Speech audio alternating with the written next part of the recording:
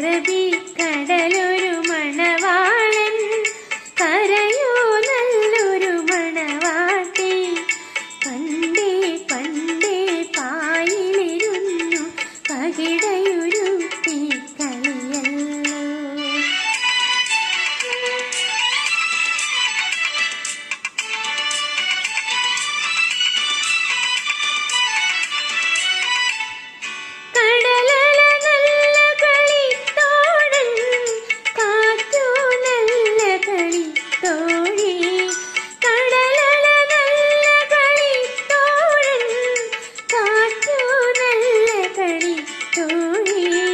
കരയുടെ മടിയിൽ രാവും പകലും തക്കപെരുത്തി കളി.